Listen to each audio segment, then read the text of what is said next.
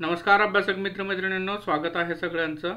Supreme कोर्टाने नुकतीच एक लँडमार्क जजमेंट पास केलेली आहे, ज्यात त्यांनी म्हटलंय की राज्य सरकारांना इंडस्ट्रियल अल्कोहोलवर लॉ बनवण्याचा अधिकार आहे। मी इथं वर्ड वापरला आहे लँडमार्क जजमेंट। लँडमार्क जजमेंट दोन अंशी होऊ शकते। पहिली म्हणजे ही जी जजमेंट दिलेली आहे ती कॉन्स्टिट्यूशनल बेंचने दिलेली आहे, आणि दुसरं म्हणजे या जजमेंटमुळे स्पिरिट ऑफ फेडरलिझम आणि त्यातल्या त्यात spirit of fizzle federalism restore व्हायला मदत होईल। एक्झॅक्टली हाच इश्यू आपण आजच्या सिम्पली एक्सप्लेनमध्ये कव्हर करणार आहोत। आज आहे 26 ऑक्टोबर। चला तर मग सुरुवात करूयात इंडस्ट्रियल अल्कोहोलवर दिलेल्या सुप्रीम कोर्टाने जजमेंटच्या बाबतीत।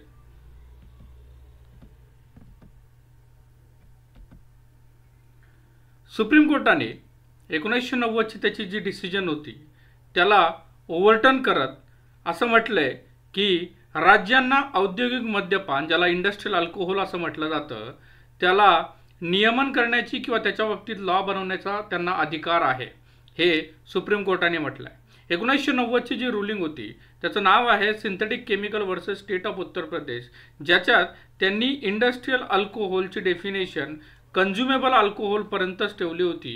म्हणजे राज्य सरकारांना जे कंझ्युमेबल अल्कोहोल आहे, जे पोटेबल अल्कोहोल आहे, त्याच्यावरच कायदा करता येईल असं म्हटलं होतं। परंतु त्याला ओव्हरटर्न करत ही एक लँडमार्क जजमेंट दिलेली आहे कॉन्स्टिट्यूशन बेंचने।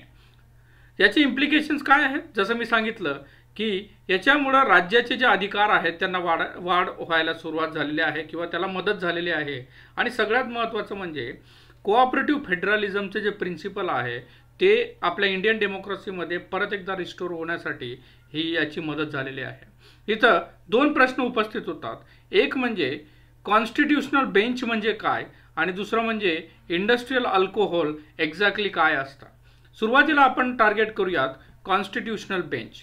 आता ही एक लँडमार्क केस इंडियन हिस्ट्री, ज्युडिशियल हिस्ट्रीमधली सगळ्यात लँडमार्क केस आहे, आणि हे जवळपास सगळ्यांना माहिती आहे। केशवानंद भारती केस ही फर्स्ट कॉन्स्टिट्यूशनल बेंचनी दिलेली केस आहे। तर एक्झॅक्टली कॉन्स्टिट्यूशनल बेंच काय असतो? जर 5 किंवा 5पेक्षा जास्त जजेसनी कॉन्स्टिट्यूशनली सिग्निफिकंट मॅटरवर एक डिसिजन दिली तर त्या बेंचला कॉन्स्टिट्यूशनल बेंच असं म्हटलं जातं। लक्षात घ्या, कॉन्स्टिट्यूशनल असं मॅटर असेल की ज्याच्यात सिग्निफिकंट जजमेंट देणं महत्त्वाचं आहे, अशा टायमाला 5 किंवा 5पेक्षा जास्त जज जर बसले सोबत आणि त्यांनी जर जजमेंट दिली तर त्याला कॉन्स्टिट्यूशनल बेंच असं म्हटलं जातं। काही सिग्निफिकंट जे कॉन्स्टिट्यूशनल बेंचने दिलेलं डिसिजन आहे, पहिली जशी मी सांगितली 1973 ची सगळ्यात लँडमार्क जजमेंट केशवानंद भारती केस, ज्यांनी बेसिक स्ट्रक्चर डॉक्ट्राइन रिस्टोर केलेली आहे किंवा इस्टॅब्लिश केलेली आहे। मिनर्वा मिल केस 1980 ची, यांनी बेसिक स्ट्रक्चर डॉक्ट्राइनला रिस्टोर करत फंडामेंटल राईट्स आणि DPSP म्हणजे मूलभूत अधिकार आणि नीतिनिर्देशक तत्वे यांच्यातला जो बॅलन्स आहे तो मेंटेन करण्याचा प्रयत्न 1980 च्या मिनर्वा विल केसने। आणि SR बोम्मई केस ही सगळ्यात महत्त्वाची केस आहे। आर्टिकल 356 म्हणजे प्रेसिडेंट रूलच्या बाबतीत काही स्कोप आणि ॲप्लिकेबिलिटी काय असू शकतो 356चा, हे दर्शवलेलं आहे। आता कॉन्स्टिट्यूशनल बेंच जर आपल्याला समजला तर पुढे प्रश्न उपस्थित होतो इंडस्ट्रियल अल्कोहोलचा। तर एक्झॅक्टली इंडस्ट्रियल अल्कोहोल काय असतं? इंडस्ट्रियल अल्कोहोल हा इथेनॉलचा एक इम्प्युअर फॉर्म आहे। का इम्प्युअर आहे? कारण हा काही केमिकल वापरून बनवलेला असतो। म्हणजे या इथेनॉलमध्ये मिश्रित केले जाते काही केमिकल, जसे की बेंझिन, पेरिडीन, गॅसोलिन, आणि त्याच्यामुळं हे जे अल्कोहोल आहे किंवा इथेनॉल जे आहे हे ह्युमन कन्झम्पशनसाठी किंवा मानवी उपयोगासाठी हे अनफिट असतं किंवा असुरक्षित असतं। आणि ह्या केमिकलचा यूज केल्यामुळं याची जी कॉस्ट आहे ती लो होते। मग लो कॉस्ट करण्यासाठी हे इम्प्युअर अल्कोहोल, इंडस्ट्रियल अल्कोहोल वापरलं जातं। मग याचा यूज जो आहे तो खास करून इंडस्ट्रीजमध्ये केला जातो ॲज अन सॉल्वंट, जसे की फार्मास्युटिकल इंडस्ट्रीज असतील, परफ्यूम इंडस्ट्रीज असतील, कॉस्मेटिक्स इंडस्ट्री असतील, किंवा क्लिनिंग प्रॉडक्ट्समध्ये सुद्धा इम्प्युअर अल्कोहोल, ज्याला आपण इंडस्ट्रियल अल्कोहोल असं म्हणतो किंवा औद्योगिक अल्कोहोल असं आपण म्हणतो, त्याचा वापर केला जातो। पण याच्या लो कॉस्ट का झाली? कारण हे केमिकल याच्यात ॲड केलेले आहेत.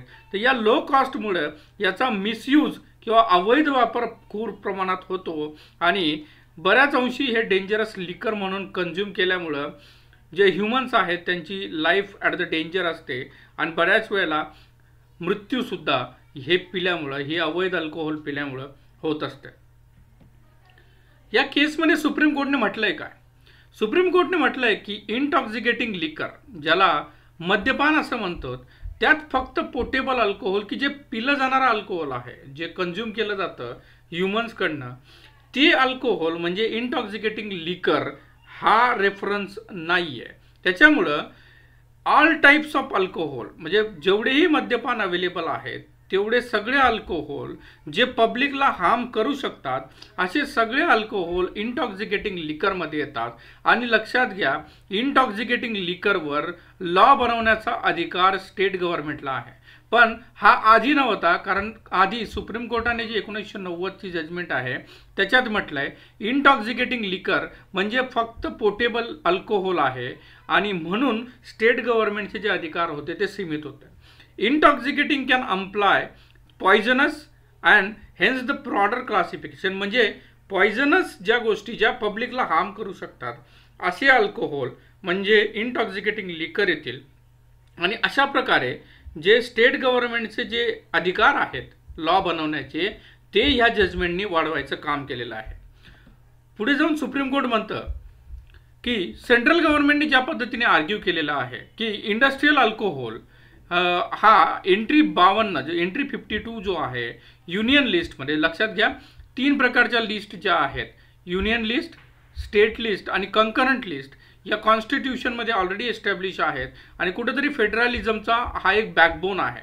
तर युनियन लिस्ट ज्याच्यावर कायदा करण्याचा अधिकार फक्त सेंट्रल गव्हर्नमेंटला असतो, त्यांनी म्हटलंय की 52 एंट्री 52 जी युनियन लिस्टची आहे त्याच्यात इंडस्ट्रीचे डेफिनेशन मध्ये इंडस्ट्रियल अल्कोहोल येतं आणि त्याच्यामुळे याच्यावर फक्त सेंटरच अधिकार किंवा सेंटरच नियम करू शकतं किंवा नियमन करू शकतं.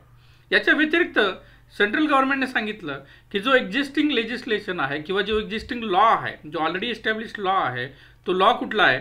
Industries development and regulation act. That this act occupied the field of regulation and thereby preventing the states from imposing their own matter. म्हणजे इंडस्ट्रीज ॲक्ट 1961च्या अंतर्गत इंडस्ट्रियल अल्कोहोल गव्हर्न केलं जातं.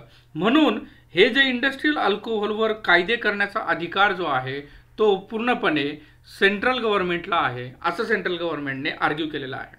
यालाच काउंटर करताना स्टेट गव्हर्नमेंटने म्हटलंय की entry 8 of the state list, म्हणजे आता मी जसं सांगितलं 3 प्रकारच्या ज्या लिस्ट आहेत, सेंट्रल लिस्ट, स्टेट लिस्ट आणि कंकरंट लिस्ट, याच्यातल्या स्टेट लिस्टवर अधिकार आहे स्टेट गव्हर्नमेंटचा की त्याच्याशी रिलेटेड जे विषय असतील त्याच्यावर आधी कायदा करण्याचा अधिकार हा स्टेट गव्हर्नमेंटला असतो. आणि त्याच्यातला एंट्री 8 म्हणजे 8व्या एंट्रीमध्ये असं म्हटलं गेलं आहे की राईट टू टॅक्स आणि इंटॉक्सिकेटिंग लिकर्स.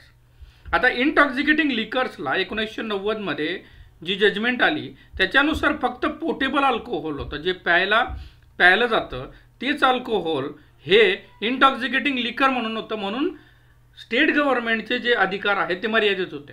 परंतु ह्या जजमेंटमुळं आता इंडस्ट्रियल अल्कोहोल सुद्धा त्याच्यात आलं आणि म्हणून स्टेट गव्हर्नमेंटचे जे अधिकार आहेत त्यात वाढ झालेली आहे. आता एक्झॅक्टली या जजमेंटचा इम्पॅक्ट काय होऊ शकतो? याचा इम्पॅक्ट सगळ्यात महत्त्वाचं म्हणजे स्टेट गव्हर्नमेंट जे राज्य सरकार आहेत ते आता या अल्कोहोल्सवर टॅक्स लावू शकतात आणि ह्याच्या पद्धतीने रिव्हेन्यू जनरेशनला मदत होते. लक्षात घ्या, बरेचसे स्टेट्स रिव्हेन्यू जनरेशन आणि खास करून अल्कोहोलवर टॅक्सवर रिव्हेन्यू जनरेट करण्यावर त्यांचा बऱ्याच अंशी त्यांची डिपेंडन्सी आहे. जसं की इथं म्हटलंय बघा, महाराष्ट्र आणि केरला हे सुमारे 30 ते 40% त्यांचा टोटल एक्साईजचे रेव्हेन्यू हा अल्कोहोलवर टॅक्स करून येतो. आणि जर यांचा आता मर्यादा वाढवली तर यांचे जे रिव्हेन्यू आहेत ते रिव्हेन्यू वाढण्यासाठी मदत होईल. आणि हाच रिव्हेन्यू पुढे जाऊन सार्वजनिक सेवा किंवा पब्लिक सर्व्हिसेसच्या फंडिंगसाठी ज्यांचा यूज हेल्थ केअर आणि एज्युकेशनमध्ये जे वेगवेगळ्या स्कीम आहेत त्या यूज करण्यासाठी केला जाईल. म्हणून ही एक लँडमार्क जजमेंट आहे. लँडमार्क जजमेंट कशासाठी आहे की सगळ्यात महत्त्वाचं म्हणजे हे स्पिरिट ऑफ कोऑपरेटिव्ह फेडरलिझम आणि त्यातल्या त्यात फिजल फेडरलिझम रिस्टोर करण्यासाठी मदत याच्यामुळे होणार आहे. त्याच्यामुळे ही एक लँडमार्क जजमेंट आहे. तुमच्या काय प्रतिक्रिया आहेत त्या कॉमेंट बॉक्समध्ये नक्की कळवा. व्हिडिओ आवडला तर लाईक करायला विसरू नका आणि चॅनलला नवीन असाल तर सबस्क्राईब करायला विसरू नका. पुन्हा भेटूयात नवीन इश्यूसह. तोपर्यंत काळजी घ्या. धन्यवाद.